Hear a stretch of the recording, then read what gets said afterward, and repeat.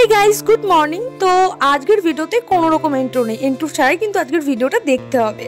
এখন বাজে ভোর 5টা। তো ভোর 5টায় উঠে আমি রেডি হতে লেগেছি আর চলে এসেছি দেবগ্রাম স্টেশনে। এখানে সানি টিকিট কেটে তো টিকিট কাউন্টার থেকে নড়তেই চাইছে না, ওরা এতবারে ঘুম পেয়েছে আর কি। আর এই যে হলো আমাদের ব্যাগিং পত্র। তো চলো আমরা আজ কোথায় যাচ্ছি সেটা সানির মুখেই শুনে নেওয়া যাক। চলো। কোথায় যাচ্ছিস বল? শ্বশুরবাড়ি।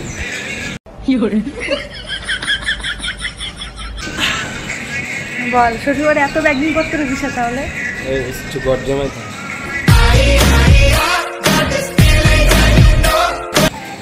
কোথায় যাচ্ছিস বল? আমরা যাচ্ছি দীঘা। দীঘা তো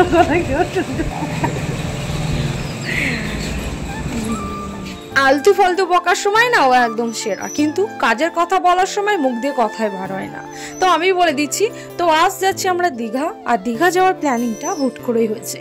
আগে থেকে যে শপিংগুলো করছিলাম একদমই দীঘা যাওয়ার জন্য না, ওগুলো এমনি করা হচ্ছিল।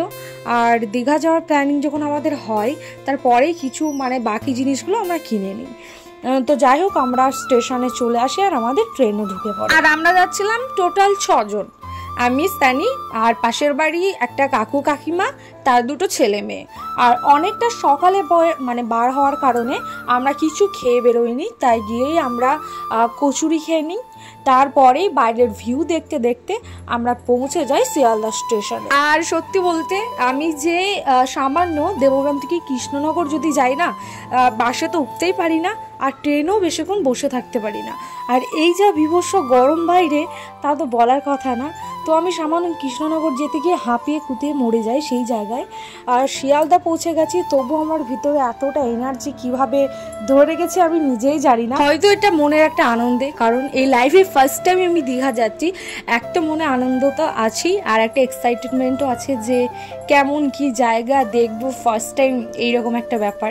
তো যাই হোক, এইদিকে এনার কাণ্ড দেখো, এই ব্যাগ ছেড়ে দেবে তবু আমার হাত ছাড়বে না। শিয়ালদা স্টেশনে ভিড় তো কেমন সকলেই জানো, তো তার মধ্যে হাত ধরে যদি এইভাবে পরপর করে টানে, এরও সঙ্গে তো ধাক্কা লাগবেই না। তো যাই হোক, আমরা বেরিয়ে পড়ি, তারপর উঠে পড়ি বাসে।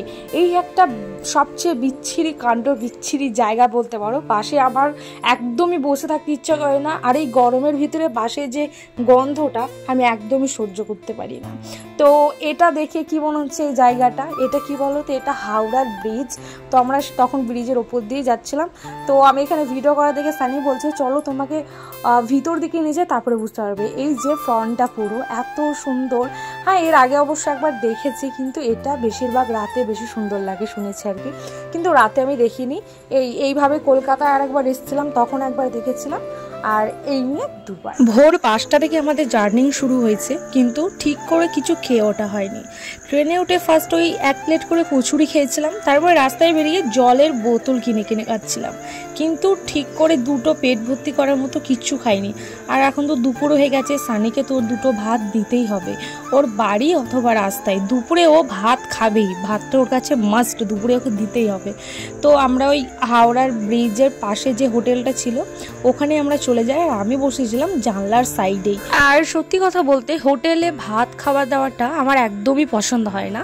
এমনি রেস্টুরেন্টে বা হোটেলে শুকনো খাবার ঠিক আছে, চাউমিন, এগরোল, ফাস্টফুড টুকটাক ঠিক আছে, বিরিয়ানিটাও ঠিক আছে, বাট ভাতের থালিটা আমার একদমই পছন্দ হয় না। আর এখানে যে সমস্ত খাবার দাবারগুলো ছিল একদম বাজে ছিল, আমার মুখেই উঠেনি। তার জন্য পাশের একটা বিরিয়ানির দোকান থেকে সেনে আমাকে বিরিয়ানি খাই আনলো। আর আমাদের ট্রেন প্রায় অনেকটা লেট ছিল, যেখানে আমাদের সন্ধ্যে 6টায় ঢুকে যাওয়ার কথা, সেখানে আমাদের ট্রেনটাই 6টায়। তো ওখানে দুপুরে খাওয়া দাওয়াটা করার পরে আমরা আইসক্রিম খেতে আসলাম। আইসক্রিমটা খেতে খেতে আমরা আবার স্টেশনে চলে আসি। তো স্টেশনে আসা মাত্রই আমাদের ট্রেনও চলে আসে। আর এই দেখো সন্ধ্যাও লেগে গেছে। আর সন্ধ্যা লাগলেই তো আমার এটা সেটা খেতে মনে হয়, আর ট্রেনে তো এসবের অভাব হয় না। তো ট্রেনের ভেতরে চিপস কুরকুরে বিক্রি হওয়া দেখেও আমার বেশ ভালো লাগলো। তো 1 প্যাকেট চিপস নিয়ে নিলাম। তারপরে দেখলাম আইসক্রিম বিক্রি হচ্ছে। এটা দেখে তো মনটা খুবই খুশি হয়ে গেল, গরমের ভেতর আইসক্রিম খাবো। কিন্তু এটাও আইসক্রিম ছিল না, এটা ছিল দই। কে কে ভেবেছে আমার মধ্যে এটা আইসক্রিম, কমেন্ট করো। তারপরে আসলো মোচার চপ আর আলুর চপ, এই দুটোও নিয়ে নিলাম। এইগুলো খেতে খেতে চলে আসলাম আমরা দীঘা স্টেশনে। এটা দেখে একটা মনে আলাদাই কি বলবো, আলাদা একটা ফিলিংস। সবাই কি করছে, ওই বোর্ডটাতেই সেলফি তুলছে, মানে সবার মনেও কত এক্সাইটেডমেন্ট আমার মতো আর কি, যারা নতুন আসছে বা যারা এসেছিল। আমি তো এই ফার্স্ট। তারপরে আমাদের হোটেলের লোকেশনে আমরা পৌঁছে যাই। ফাইনালি এত জার্নি করার পর আমরা দীঘা এসে উপস্থিত হয়ে গেছি। তো রাতে এবার খাবো, তো কিছু তো করার নেই, অনেকটা রাত হয়ে গেছে, আর এমনিতেও ট্রেনটা লেট ছিল, তার জন্য আসতে লেট হয়েছে। কিচ্ছু দেখা হলো না, কিছু করা হলো না, আজকের দিনটা পুরোটাই মিসিং গেল। কাল থেকে আমরা ঘোরা শুরু করব। তো আজকের মতো ভিডিওটা এখানে এন্ড করছি। ভিডিওটা ভালো লাগলে অবশ্যই লাইক কমেন্ট সাবস্ক্রাইব করে দিও। দেখা হচ্ছে পরের ভিডিওতে। পরের ভিডিও দেখতে কেউ মিস করো না। তো আজকের মতো টাটা।